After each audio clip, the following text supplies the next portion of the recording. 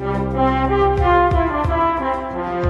the Centers for Disease Control released a study tracking the sexual habits of teenagers, for many parents, the numbers were shocking, especially regarding oral sex. So we thought we'd send MTV's Gideon Yago to see what teens had to say for themselves. Good morning. Good morning, Harry.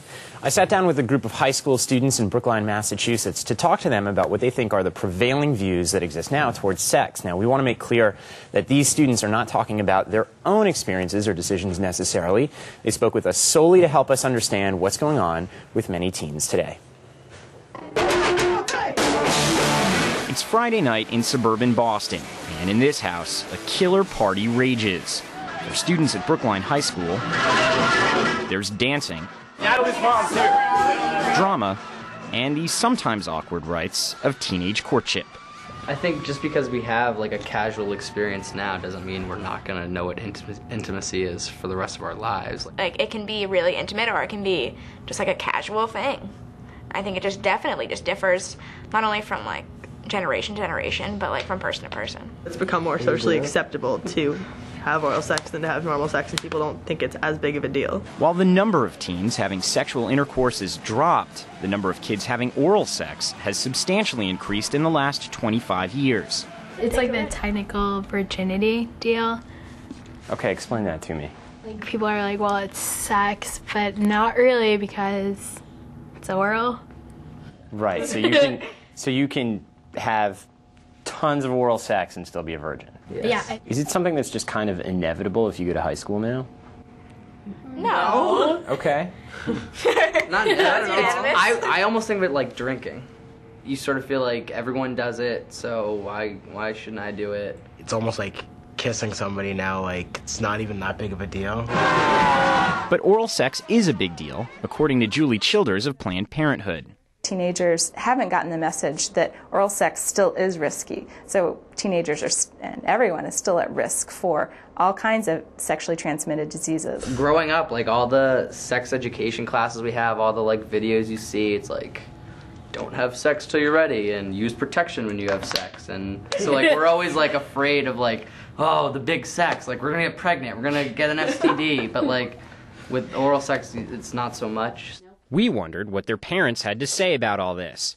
Kim Whalen is Mark's mother. I remember dropping him off at a dance in the 7th grade and turning to him and saying, you know, some of the moms at the sidelines were saying that girls give in the bathroom at dances, and I just want you to know that that's not the way I want you to have sex the first time.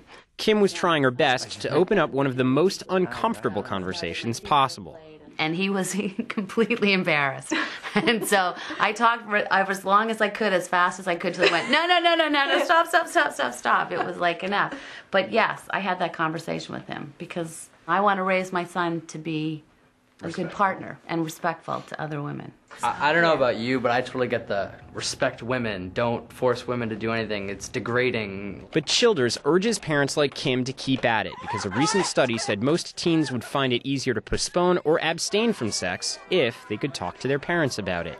Teens really want to talk to their parents about sex and sexuality, as odd as that may sound to anybody who's a parent of a teenager. I mean, I don't think either of us ever thought Jenny would never have sex, but the thing that was always concerning to me was that she had it in the context of a relationship and that there was emotion involved, and hopefully she was in love with the person. And you have to hope that instilled in these kids as they grow up is social values and morals. That's part of parenting, trying to give them enough rope, but not too much, but not too little rope. It is a tricky tightrope.